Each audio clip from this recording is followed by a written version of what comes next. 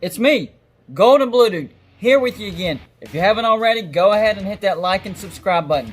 I make videos every single day, sometimes multiple videos, depending on how active the day is or what kind of mood I'm in. So, if you don't like this video, maybe you'll like one of my other videos. And this is going to be another one of those busy days. So this video will be about my new playoff prediction and contenders going into this revised schedule and fall season. Let me get something off my chest real quick though. Today the NCAA comes out and says people should be more focused on the pandemic, not fall sports. People are focused on the pandemic. We already know it's serious. We already know it spreads real fast. So all you're doing is trying to manipulate things to make it look like not having fall sports is the right decision. Wrong answer. You're trying to cover up your own shortcomings, and it's not going to work. We are focused on the pandemic, social distancing, the mask. It's real. We are worried about it. Fall sports, especially college football, provide a safer atmosphere for these athletes. So I don't want to hear that, NCAA. You dropped the ball, and you're trying to cover it up. Anyways, so now let's go on to what the playoffs could look like if we have playoffs. I want to say we have playoffs for the sake of this video. So here we go. First of all, there is a chance, since the Big Ten and the Pac-12 are out, that eliminates Ohio State. Some people consider Michigan. I don't. So Penn State, although losing Parsons was a big hit. Oregon, legit contender. Washington, bit of a sleeper. And USC, with Slavis as the quarterback, the Trojans were looking like they could have a pretty good year and possibly contend for the Pac-12 championship. So all those off the table. That leaves us with the ACC, Big 12, and SEC. So out of those three conferences, who has the best chance of making the playoffs? First things first, the ACC and the SEC do have a chance to each get 2 teams each in and leave the Big 12 out.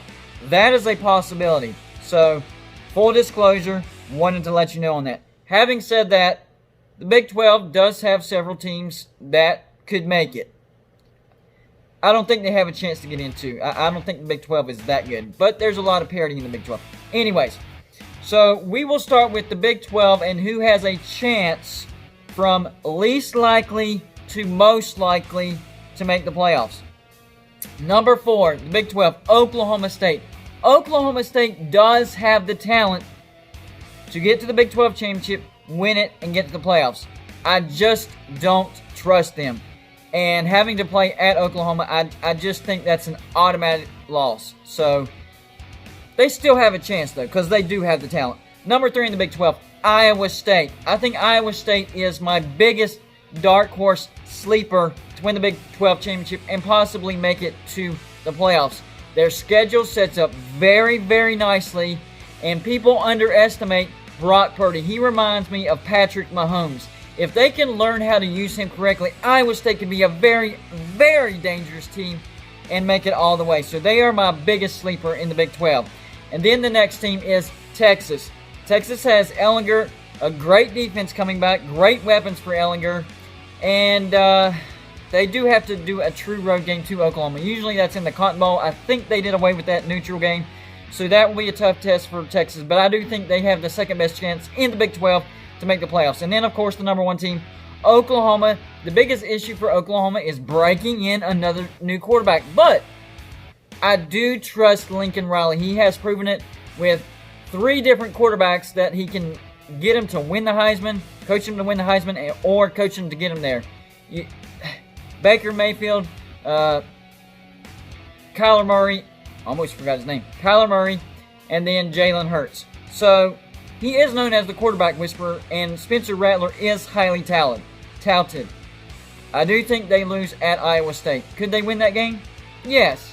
And then that tricky game to Morgantown. So they do have a couple of hurdles, but I do think Oklahoma would be the favorite to get into the playoffs. Then we move into the SEC. And I have 3 teams. Sorry, LSU, I didn't put you on the list. I do think Florida has a decent chance. They have a really tough game against Georgia, and they drew some tough SEC West foes this year because of the shakeup. But they do have the talent. They have a great defense. The morale might be a little bit down right now because of Devontae Williams, but it's okay. It's okay. You're still getting great recruits, and I do give Florida, especially if they can beat Georgia, I give Florida a slight chance to win the SEC and get to the playoffs. Second, Georgia. Georgia is a good team, and a lot of people are like, well, they lost Jake Fromm. Jake Fromm was a serviceable, my words won't come out, quarterback. He had some great numbers. He just wasn't clutch. And now that he's gone, I think their offense could actually take a step forward. We'll see. And then the number one team, of course, Alabama. I think they rebound. Of course, Nick Saban, great recruiting classes. He is used to having to play the SEC West schedule, so that shouldn't be a problem. And then Alabama being Alabama. And then we have the ACC. The ACC is going to be a lot more interesting than usual, especially bringing in Notre Dame. So we'll start from the bottom and work our way up. Now the last two teams I think are interchangeable. I think they're very close to being the same. Number 4, North Carolina. I know that they're being highly lifted right now, but there's a reason. Sam Howell was a great quarterback last year, and they bring back most of their defense, who was number 2 at taking the ball away from people last year. And when you can take the ball away from people, that's more possessions for you, and that's more chances to score points. So a great defense coming back. Sam Howell, great weapons coming back. North Carolina, not all that bad of a schedule. And that brings me to Miami, number 3. Derek King is a big upgrade at quarterback. I expect him to be a Heisman contender. The problem is, because of this schedule shakeup, now they have to go to Clemson.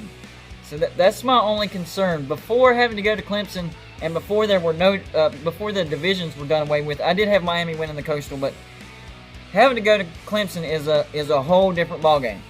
But I still think they're good enough to get to the ACC championship, possibly win it, and get to the playoffs. Number 2, of course, Notre Dame, and of course everybody is eyeballing that Clemson at Notre Dame game, and it should be closer than I think people think it is. I still expect Clemson to win, but I don't expect Clemson to blow Notre Dame out at Notre Dame. I just don't think so. I do think they'll win comfortably, and they will look like the better team because they are the better team, but they're not going to get blown out. And then, of course, we have Clemson. The ACC is getting better. Louisville, much improved this year. And then you have Miami and North Carolina. So Clemson is still definitely head and shoulders the cream of the crop here. But the rest of the crop is starting to rise with the cream. So I do expect more parity in the ACC. So how does Gold and Blue Dude see the playoffs opening up? I was trying to think of a clever word, but it wouldn't come to my head. I'm having one of them days. Anyways, so I think the Big 12 is in danger of not making the playoffs. However, that SEC schedule is a lot different than what it looked like before. So just the sheer difficulty of what Alabama, Georgia, and Florida have to go through will probably allow for the Big 12 to get a team in. Who's it going to be? Oh, I hate saying this. I think it's going to be Texas. I really do, guys. I think it's going to be Texas.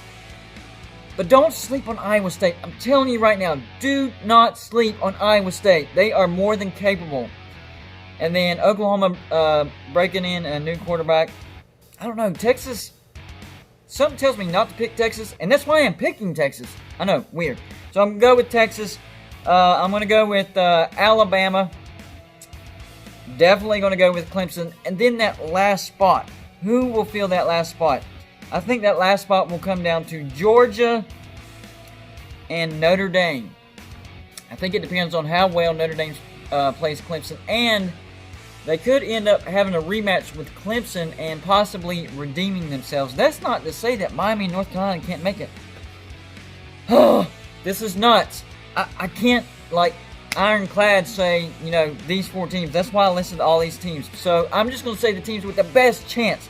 Clemson, Texas, Alabama, and Georgia. There, I said it. SEC gets 2 teams in. It's a difficult schedule, but I think that's the way it'll shake out. But keep in mind the rest of my list, okay? Any of those teams can make the playoffs, especially in a year like this.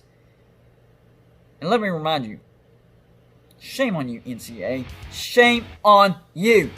You're the one that couldn't make the decisions, and now you're telling everybody, oh, we should be focusing on the pandemic, which everybody is. And athletes are actually safer in a structured environment where they get tested more and there's more protocols. So I don't want to hear your excuses. You dropped the ball. I'm calling you out, NCAA. That's all I got for you for this video. Like and subscribe if you haven't already, and I'll see you on my next show.